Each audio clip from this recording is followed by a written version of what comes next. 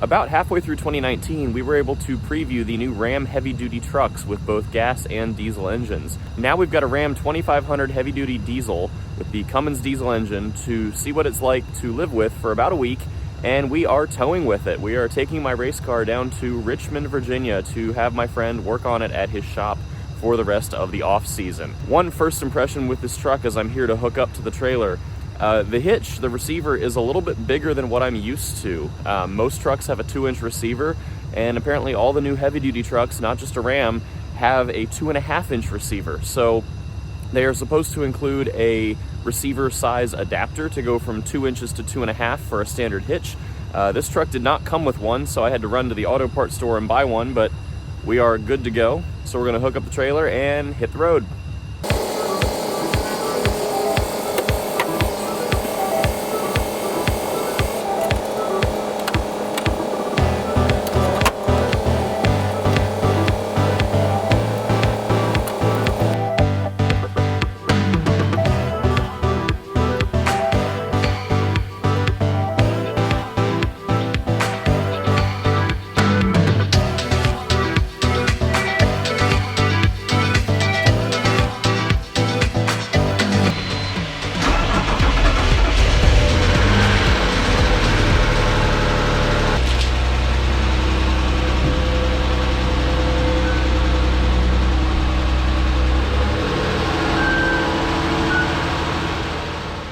So I've dropped the race car off at the shop in Richmond, and they're going to have it until, I don't know, the season picks back up in March.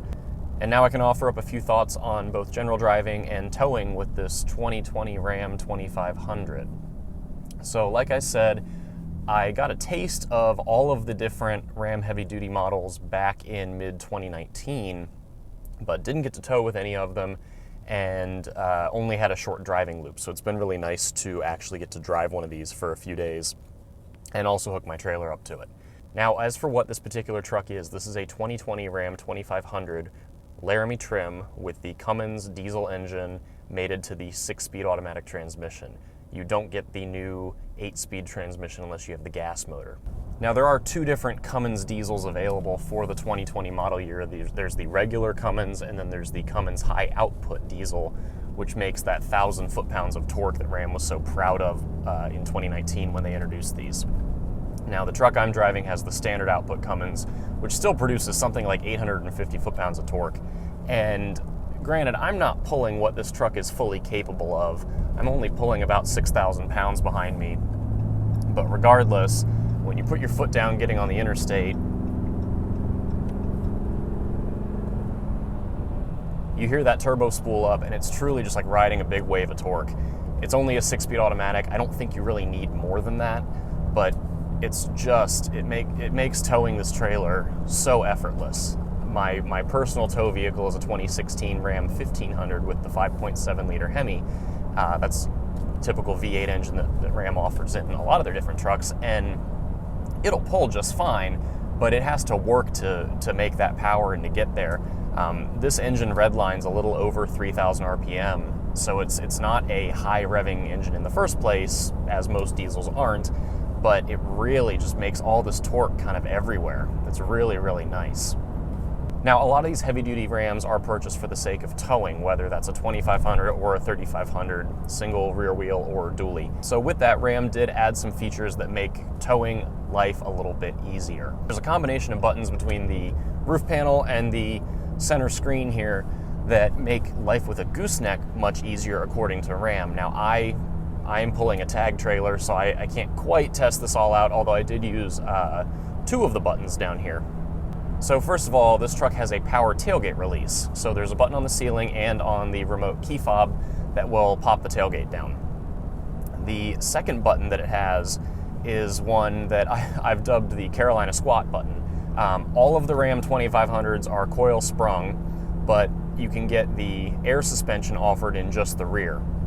So the Carolina squat button, which is properly labeled alternate trailer height on the truck itself. So when you push the alternate trailer height button, it will lower just the rear end of the truck by a couple inches, and that helps with hooking up to either a tag trailer or a gooseneck. Or if you've just got some big heavy things to put in the bed. This truck is generally kind of tall, so the lift over height into the bed is pretty substantial. And then the third option is the cargo view camera. So there's a standard backup camera that's hanging off the tailgate, but then there's another camera hanging off the back of the cab higher up, and you can switch the camera view so you can see down into the bed, and that's very useful if you're trying to line up your gooseneck trailer versus your tag trailer. So what the Ram product people told me when I went to the product launch was you can hit the tailgate button, you can make the truck do a little Carolina squat, and then you can back up with the cargo view camera on, and you can hook up to your gooseneck without even getting out of the truck. Really nice if, like this morning, it's 30 degrees, it's kind of raining, sleeting, snowing, whatever you want to call it, and you don't want to be out there fussing with things for any longer than you need to be. So, very nice feature, very much appreciated. Another thing that Ram has added is the ability to adjust all of the side mirrors with power controls. So I've owned trucks that had the tow mirrors where you've got a regular mirror and a more convex mirror either below or off to the side. On this particular truck, you've got your regular mirror, and then on the very, very outside edge is this convex mirror that helps see way further down the truck. Great with trailers. But generally, those small mirrors you have to, lean out and adjust by hand and kind of sit back in the truck and see if everything can be seen well. Well, now you don't have to do that. So Ram has a button on the driver's door panel that lets you push it and then use the standard mirror controls, and you can adjust the outside little convex strips. Very, very cool. It lets you just sit in a parking lot and get it all right before you hit the road without getting in and out of the truck and fussing around too much. Really, really appreciated that. The other button on the center console that I've been having a lot of fun with is the exhaust brake. So this is a diesel. A lot of trucks offer something like this. This is not necessarily a Ram exclusive, but this is my first time really spending a lot of time in a modern diesel truck. So you can push the button, you've got two different options, and it will let you either apply the full exhaust brake or apply the exhaust brake automatically based on the truck's needs. And what that will do is it will use some of the exhaust gas back pressure from the turbocharger to help slow the engine down, which is really helpful either coming to a stop or going down a long grade so you don't have to use a ton of brakes. Very, very helpful if you're trying to not burn up your brakes on a long downhill or something like that. I'm personally having fun with it because it just makes all the diesel noises a little bit louder. Now, speaking of diesel noise, like I said, this is a Cummins diesel engine. Cummins trucks from way, way back have never really been known for being the most quiet and refined. I did show this truck to my mechanic, and he and I both commented how, from the outside in particular, it's really pretty quiet. I will say, compared to some of the more modern diesels I've driven, both with Ford and GM, I think they are both a little bit better insulated when you're inside the cab. To that end, when you hit the start button, the truck cranks over, everything kind of shakes a little bit. It shakes a little bit at idle. When you're accelerating from a stop, everything kind of shakes and rumbles. I think it's great. It's not unrefined in any way. You're not getting like a luxury car diesel experience out of this, but I don't think the people that are buying it really care about that.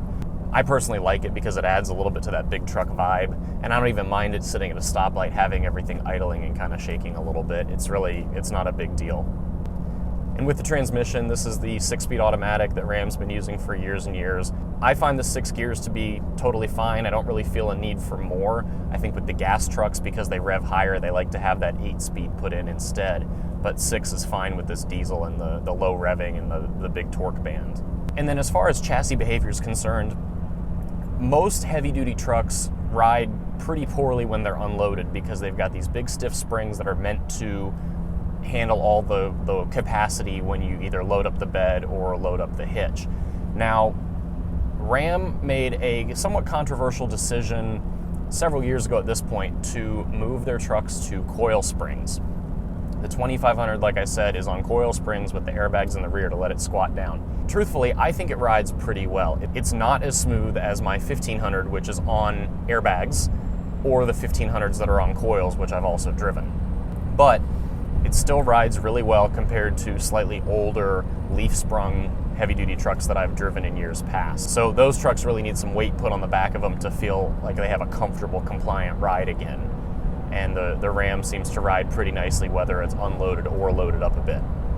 As far as the interior of this truck, like I said, this is a Laramie trim, so it's not fully loaded, but it's certainly not a bad place to spend some time. A lot of people that have trailers to go racing like to have a nice interior in their truck because we haul for 5+ hours at a time. So you've got some nice leather seats that are heated and cooled. You've got a heated steering wheel. Like I said, you have the nice power mirrors. Everything is easy to deal with. Everything is easy to reach. The ergonomics are pretty well laid out. The only thing that I'm not necessarily in love with is this 12-inch touchscreen. Ram made a big deal about this when it came out in both the 1500 trucks and the heavy-duty trucks, and it is optional. You can get a smaller 8-inch touchscreen, or you can get a smaller radio if you're getting a pretty baseline truck. I don't know if I would go for this if I were buying one of these myself. The 12-inch screen is utilized well enough with the internal navigation. You can split it between a top and a bottom card is what Mopar calls it. So you can have your nav on the top, your music on the bottom. A lot of people get excited about Apple CarPlay, but if you're gonna run CarPlay, the problem with a tall screen versus a wide screen is that it doesn't really stretch to accommodate anything. It just shows in the top card, so you have this whole bottom half of the screen that's not really used. The other thing with this big screen is that when you're backing the truck up, there's all these different cameras. You've got side view, rear view, cargo view, etc. You can't really make the regular rear view camera take up the whole screen, and it's kind of a wasted opportunity. It only takes up the top half. And it just kind of bummed me out because I'm sitting there this morning backing up to my trailer and thinking how wonderful it would be if I could have a really tight zoomed in view of the hitch that takes up the entire 12-inch display so I can get really precise backing up, and it just doesn't let you do that. So that could be a pretty easy software update. I'm sure if Ram is out there listening, that would be really appreciated, I think. The only other part of this is driving this truck on a daily basis.